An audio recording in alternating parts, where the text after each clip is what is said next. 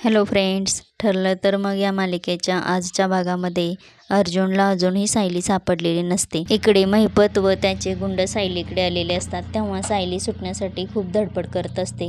हे बघून महिपती चिडतो. मग त्याचा एक गुंड सायलीला कानाखाली मारतो. तेव्हा सायलीने हाताला बांधलेल्या दोऱ्या सैल केलेल्या असतात.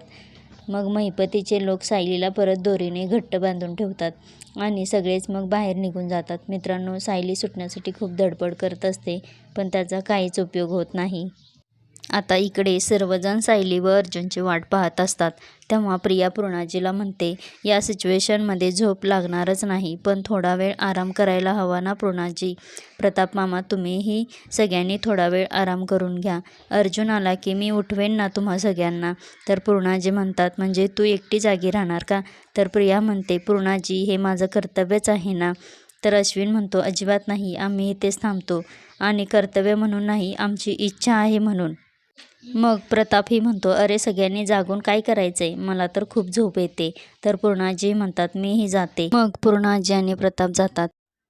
मग कल्पना विमल आणि अश्विनला म्हणते, मी देवी आईला साकडं घालते की सायली लवकरात लवकर घरी परत येऊ दे. मग कल्पना, विमल व अश्विन देवापुढे जाऊन उभे राहतात. इकडे अस्मिता प्रियाजवळ येते आणि प्रियाला म्हणते, सुनेचा छान रोल केला आहेस, आता अर्जुनलाही इम्प्रेस कर.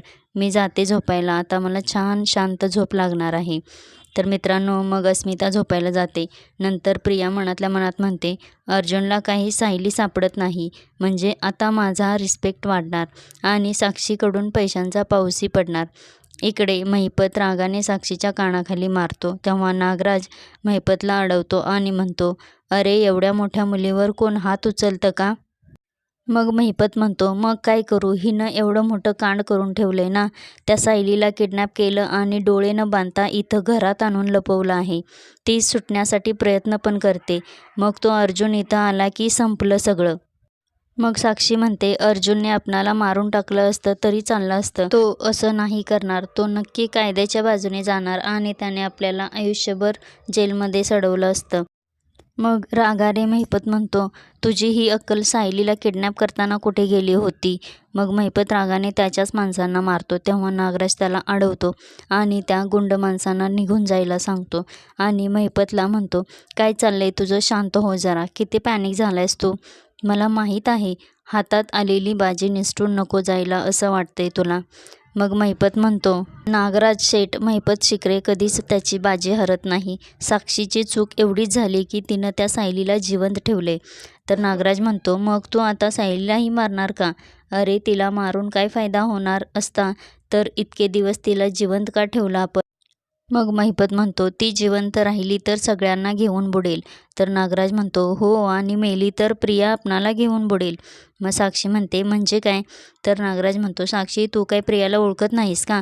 जोपर्यंत खरी तन्वी जिवंत आहे तोपर्यंत प्रियाला आपण कंट्रोल करू शकतो. हे लक्षात घ्या की सायली आपला हुकमाचा एक्का आहे. तिला जर संपवलं तर ती प्रिया दादाची सगळी इस्टेट हडप करेल. म्हणून सायलीला मारलं तर नुकसान आपलंच आहे. मित्रांनो, इतक्यात सायलीला प्रियाचा फोन येतो. साक्षी म्हणते, बोल प्रिया. तर प्रिया म्हणते, साक्षी, मी तुझं काम केले, आता पैसे दे. तर साक्षी म्हणते, देईन ग. तर प्रिया म्हणते, देईन वगैरे नाही, नाहीतर मी सगळ्यांना सांगेन की तू सायलीला किडनॅप केलेस ते. मग साक्षी म्हणते, प्रिया, देईन तुझे पैसे. मग साक्षी फोन ठेवते आणि मग महिपतला म्हणते, सायलीला जिवंत ठेवायला पाहिजे, नाहीतर ही प्रिया आपल्यालाच भारी पडेल. इकडे अर्जुन रूममध्ये बसलेला असतो. तेव्हा त्याला सायलीची खूप आठवण येत असते. तो सायलीसाठी खूप रडत असतो. इकडे सायलीलाही अर्जुनची खूप आठवण येत असते. ती म्हणते की, सर, मला माहीत आहे तुम्ही मला शोधण्यासाठी जीवाचं रान करताय, पण आपली भेट आता होईलच ना. तर इकडे अर्जुन म्हणतो, सायली, तुम्ही का सापडत नाही मला? मित्रांनो, अर्जुनला सायलीची खूप आठवण येत असते. त्याला सायलीबरोबर घालवलेले क्षण खूप आठवत असतात. आता हे दोघांची अवस्था खूप वाईट झालेली असते. सायली म्हणते, सरांना भेटण्यासाठी माझा जीव इतका कासावीस का होतोय? मला इतकं अस्वस्थ का वाटतंय? मित्रांनो, इतक्यात सायलीला परत अर्जुनचा भास होतो. तिच्या हातावर हात ठेवून अर्जुन म्हणतो, सायली कसला विचार करताय? आपली भेट होणारच आहे. आपण दोघं वेगळे राहू शकत नाही. मी तुमच्या आयुष्याचा भाग झालो आहे. माझ्याशिवाय जगण्याचा तुम्ही विचार देखील करू शकत नाही. आपण लवकरच भेटणार आहोत. तर सायली मान हलवून हो म्हणते. मग अर्जुन म्हणतो, माझ्यावर विश्वास आहे ना तुमचा? मी तुम्हाला इथून घेऊन जाणार आहे. ठरलं तर मग. मित्रांनो, नंतर सायलीला समजतं की हा भास होता. आता इकडे अर्जुनही त्याच्या रूममध्ये रडत बसलेला असतो. तेव्हा ते सायली येते असा अर्जुनलाही भास होतो. तेव्हा सायली अर्जुनला म्हणते, असा धीर नाही सोडायचा सर. मला माहीत आहे तुम्ही मला नक्की सोडवणार आहात आणि आपण एकमेकांपर्यंत पोहोचण्याचा मार्ग आपण दोघेही नक्की शोधून काढणार आहोत. मग अर्जुनलाही बरं वाटतं. तर हा त्याचा भास असतो. दुसऱ्या दिवशी सकाळी अर्जुन सायलीला शोधायला बाहेर पडतो आणि सायलीला मोठमोठ्याने आवाज देतो. अर्जुन इकडे तिकडे धावत असतो. इतक्यात अर्जुनला महिपत, साक्षी व त्याचे गुंड सायलीला पकडून कुठेतरी घेऊन जाताना दिसतात.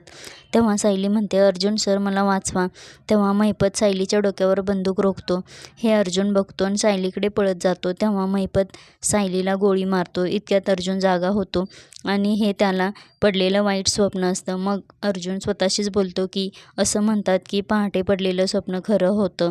मित्रांनो, आता मात्र अर्जुन खूपच घाबरलेला असतो.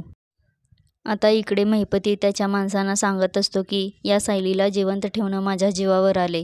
तिला आता राजस्थानला घेऊन जा आणि असे वार करा की ती लोळीपांगळी झाली पाहिजे, मेली नाही पाहिजे.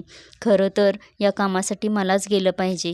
तर नागराज म्हणतो, तू किंवा साक्षी गायब आहात हे जर अर्जुनला समजलं ना तर काय होईल याचा विचार कर. महिपत म्हणतो, हो म्हणून तर मी जात नाही, माझ्या माणसांना पाठवत आहे. तर साक्षी म्हणते, एकदा ही सायली पनवेलच्या बाहेर गेली ना आपण मोकळे. तर मित्रांनो, महिपत त्याच्या माणसांना सांगतो की महाराष्ट्राची बॉर्डर क्रॉस करेपर्यंत कुठेही थांबायचं नाही. मग त्याची माणसे त्याला हो हो साहेब असं म्हणतात.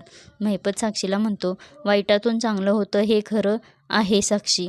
तर साक्षी म्हणते, यातनं काय चांगलं होणार आहे अण्णा? तर महिपत, अगं सायलीच नसेल तर अर्जुन आश्रमची केस कशाला लढेल? मग तो थेरडा कायमचा जेलमध्ये. तर साक्षी म्हणते, मी मग कायमस्वरूपी मोकळी होईन हो ना अण्णा? तर महिपत म्हणतो, हो हो. इकडे रूममध्ये अर्जुनने इन्स्पेक्टरना फोन केलेला असतो आणि तो सायलीविषयी काही माहिती मिळाली आहे का ते विचारतो. नंतर तो फोन ठेवतो. तेव्हा प्रिया येते आणि अर्जुनला बघून मनातल्या मनात म्हणते, कशाला पोलिसांचा आणि स्वतःचा वेळ वाया घालवतोस? तुला आता सायलीचं नख पण बघायला मिळणार नाही. आता मीच तुझी बायको असणार आहे. आता इकडे महिपत व त्याची माणसं सायलीला घेऊन रूमच्या बाहेर येण्याच्या तयारीत असतात. तर बाहेर गाडीजवळ साक्षी त्यांच्या माणसांना इन्स्ट्रक्शन्स देत असते. इतक्यात चैतन्य येतो आणि म्हणतो, तुमच्याकडे माझ्यासाठी वेळ आहे का साक्षी मॅडम? मग साक्षी म्हणते, अरे चैतन्य, ये ना. तुला वेळ आहे का असं सतत मी विचारत असते, पण आज पहिल्यांदा तू मला विचारलंस. असं म्हणून साक्षी चैतन्याला मिठी मारते आणि हातानेच महिपतला सावध करते. मग चैतन्य साक्षीला बाय करून निघून जातो. इकडे प्रिया अर्जुनसाठी कॉफी घेऊन आलेली असते. तेव्हा ती अर्जुनशी बोलत असते. ती म्हणते की मी नाश्ता केलाय अर्जुन तुझ्यासाठी. मला माहीत आहे अर्जुन की आपणाला काही गोष्टी अव्हॉइड नाही करता येणार. आपण असं समजू की तुझी आणि सायलीची साथ इतकीच होती. अर्जुन, तुला यातून आता सावरायला हवं रे. मी हवी ती मदत करायला तयार आहे. मित्रांनो, अर्जुन काहीच बोलत नसतो म्हणून हसून प्रिया हे सगळं जाऊ दे असं म्हणते. ही कॉफी घे अर्जुन. आता अर्जुनला मात्र खूप प्रियाचा राग आलेला असतो. तो कॉफीचा मग फेकून देतो आणि प्रियाला म्हणतो, माझ्यापासून दूर राहायचं. मी आता शांत आहे कारण आता माझ्या प्रायोरिटी वेगळ्या आहेत. त्याचा गैरफायदा घेऊ नकोस आणि परत माझ्यासमोरही यायचं नाही. इकडे आता महिपत व त्याची माणसे सायलीला घेऊन बाहेर येतात आणि सायलीला गाडीमध्ये ढकलतात. तेव्हा महिपत नागराजला मेसेज करतो की घरी या, काम झालं. मित्रांनो, साक्षी आणि महिपती दोघंही खुश झालेले असतात.